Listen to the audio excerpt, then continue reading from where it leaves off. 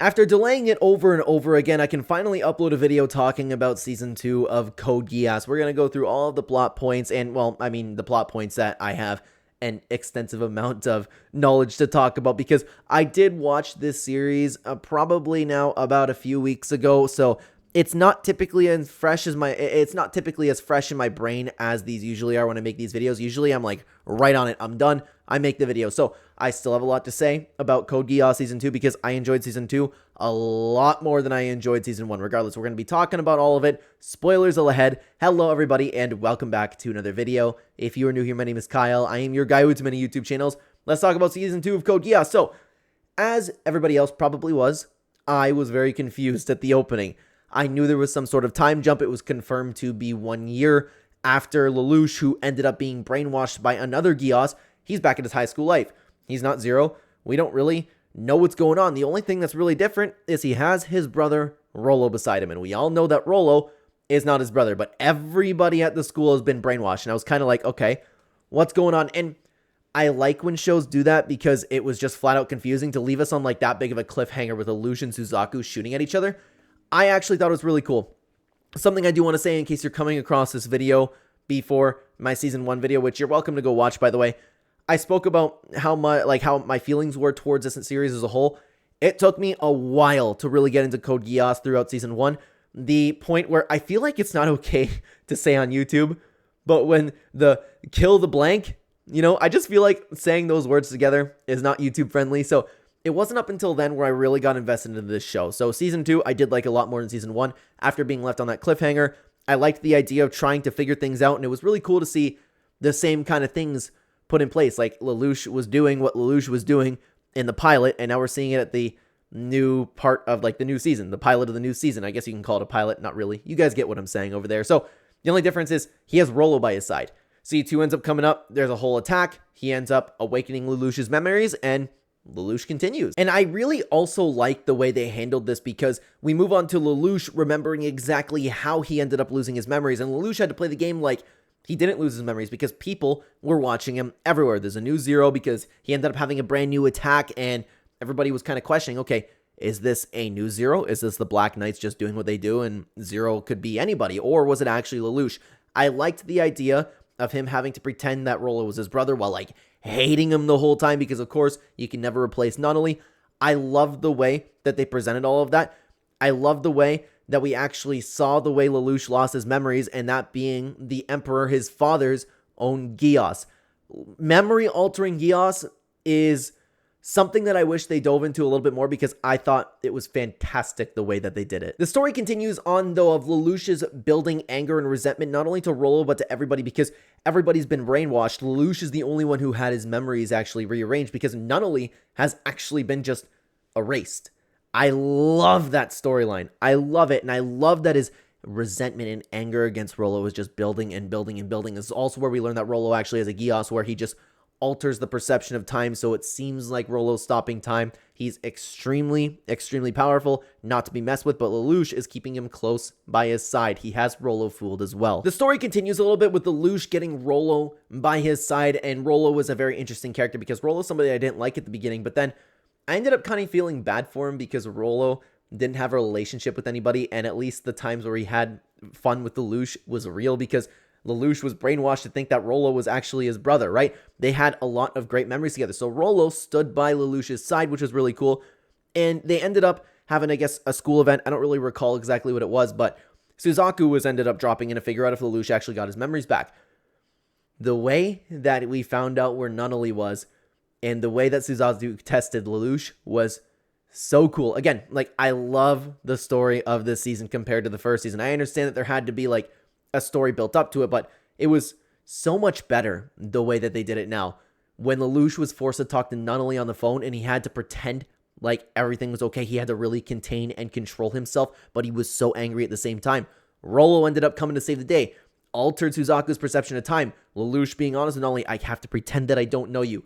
Very cool. We have a new mission. He not only wants to kill the father, the Emperor, he wants to save Nunnally. That's what everything was for. And Rollo is officially on his side, and I love the way that Lelouch is kind of twisting Rollo's mind and leading him on, because I can't remember exactly what he said, but I'm paraphrasing, but it was something along the lines of, I'm going to use you, and then I'm going to discard you like the garbage you are because you'll never replace Nunnally. He's leading Rollo along. We have a couple more battles that honestly, there's not really a ton to really dive into, but what I really want to talk about is the battle kind of at the train station after that school event. So this is where we really get into it, where Jeremiah ends up coming into the scene. He has a Geass canceller, and what he ends up actually doing is, of all people, he restores Shirley's memories.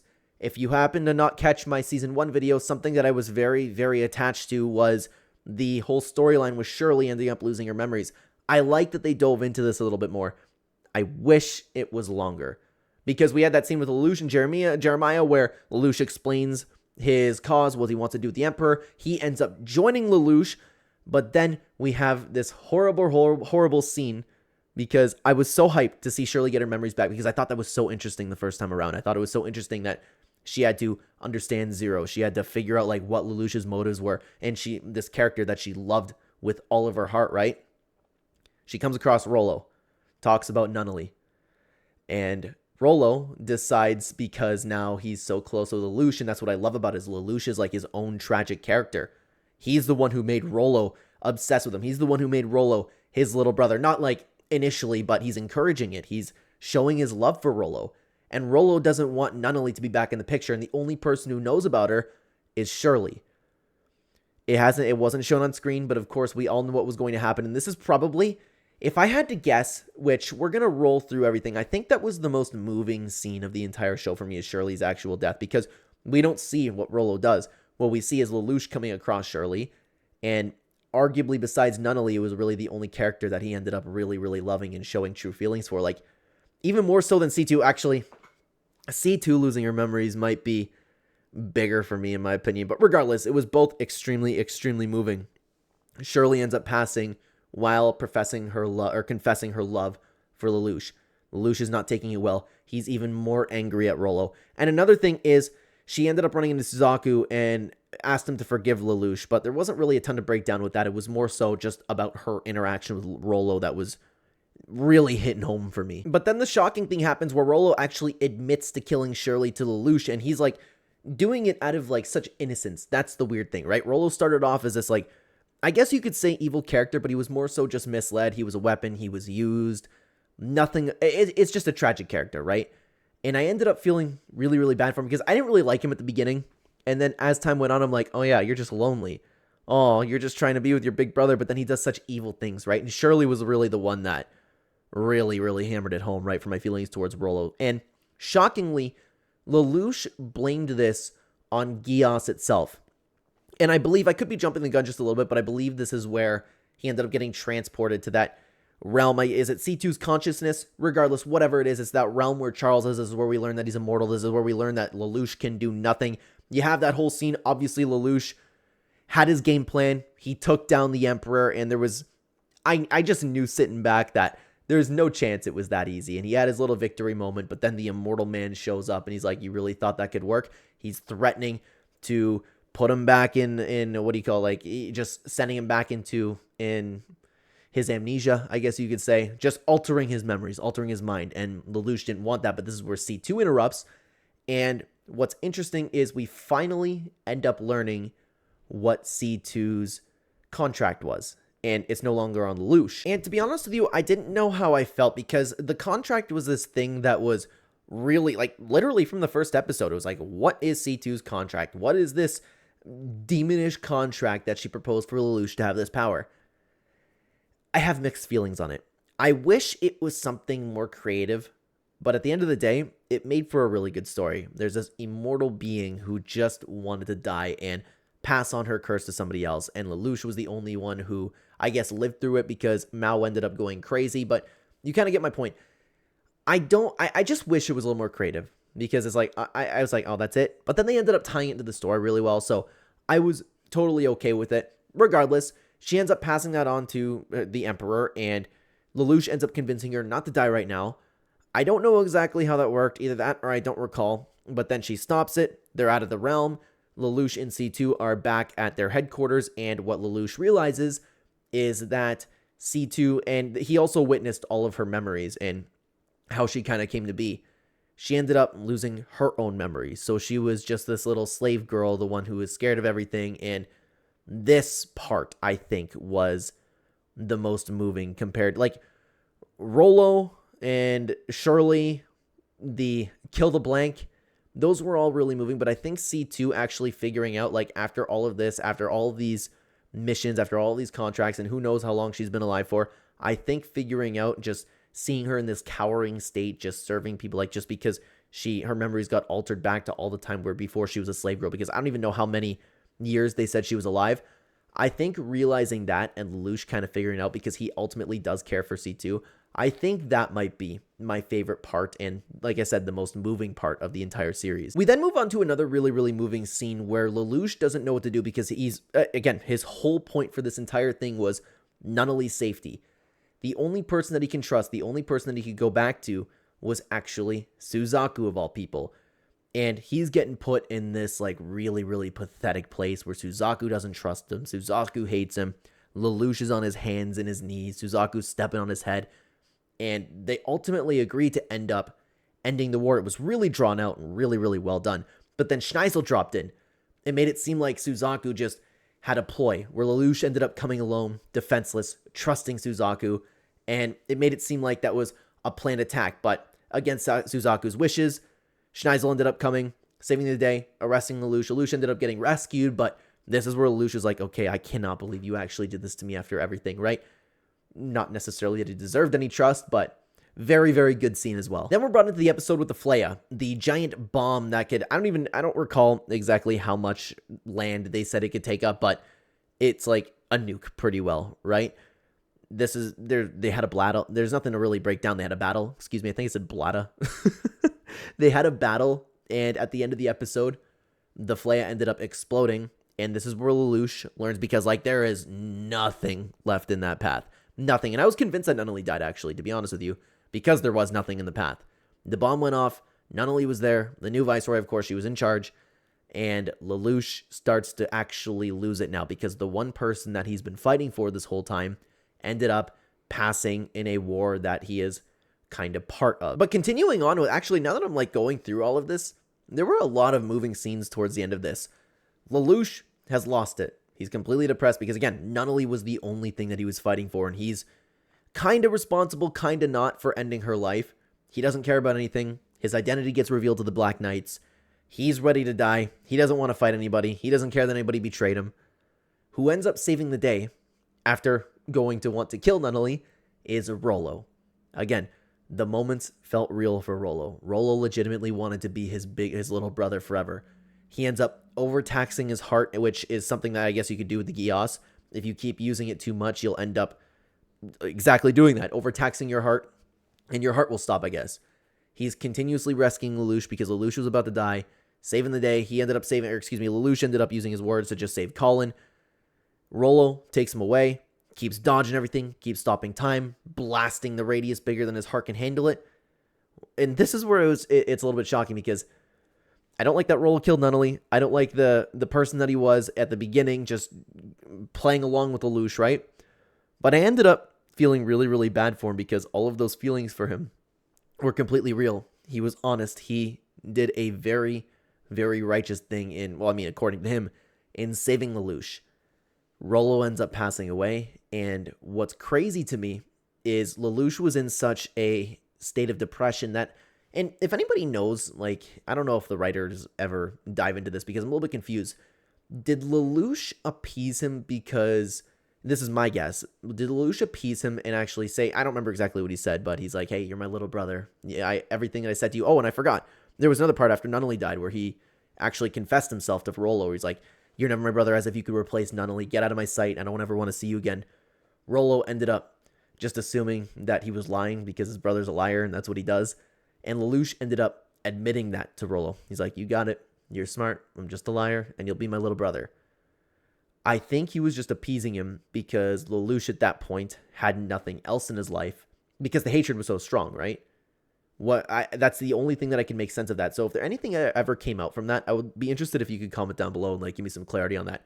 Because why would he just appease him, right? If he hates him, I think he was just in that much of a state of depression that Rollo was actually the only thing that he could attach himself to do. And that was actually another really moving scene. Like, the show got good towards its finale. But then we move on to a little bit more of a confusing part of the story, and I still, to be honest with you, don't really understand it that much. Lelouch's mother had her memories locked away somewhere. She ended up taking somebody over, giving C2 back her memories, and then they all traveled over to the Emperor because Lelouch's goal, because he didn't care about life anymore, he knows he can't kill the Emperor, he went back to that other dimension and just destroy the gate, so they'd all be trapped there forever. And again, the confusion about all of it kind of continues, because I wish the Emperor's motives were a little bit better than just having the whole world under one collective consciousness.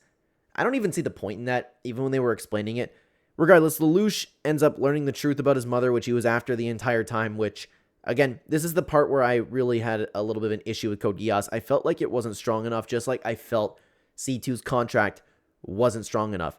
Lelouch ends up having this weird moment of, like, talking to the gods and using his Geass on them. I thought it was just a little much.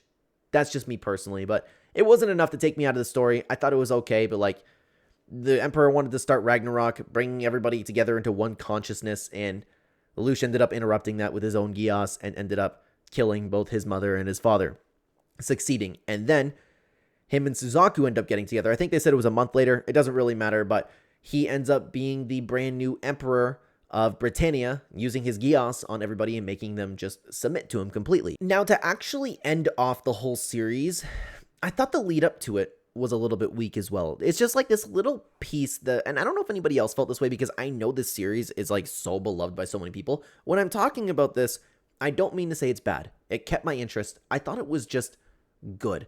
It didn't like blow me away like these other things like I was talking about, like with Rollo and Shirley. Like, I don't know if anybody else found themselves more attached to those storylines.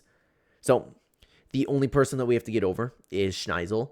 Lelouch ends up having a little bit of a back and forth. I know we had the whole, like, a vote for me thing. There's not really a ton to break down there. Him and Suzaku are finally working together. I don't believe we knew why at the time. Regardless, they end up getting a Flea eliminator, so you don't have to worry about the bomb ever again, and Lelouch ends up figuring out how to use his Geass on Schneisel, ended up having the big victory. I just thought, like, the Emperor maybe should have been the big bad in this sense. The only other thing in this part that was really moving, actually, is his finding out that Nunnally was still alive, because that was the tool used against him. And what happened was Nunnally actually regained her sight, which was, again, like, there's a lot of, like, things that happen in this series that I could just flat out describe as moving. And I hope I'm not overusing that word, but it just was. Like, Nunnally ended up regaining her sight, because I don't know if they said it at the beginning of the show, but I didn't know that. I thought she was always blind and crippled, but it was the Geass that actually ended up doing that, and she defeated the Geass. It was really tough to watch the decision for Lelouch to use his Geass on Nunnally to get the Flea eliminator, and she just said she was heartbroken that Lelouch would even do it. They ended up kind of going their separate ways, but Lelouch had the bigger goal at hand and still wanted to protect Nunnally, which was, it sucks because Lelouch had good intentions, but he had to still act like the bad guy, and that was really tough. Like you had Nunnally, like the crippled girl, just like falling down the stairs trying to beat him, but she couldn't. Ended up forcing her to give the Flea eliminator to him, even though Lelouch probably could have just forcefully taken it, but he probably didn't want to do that. But he also didn't want to use the Geass on her.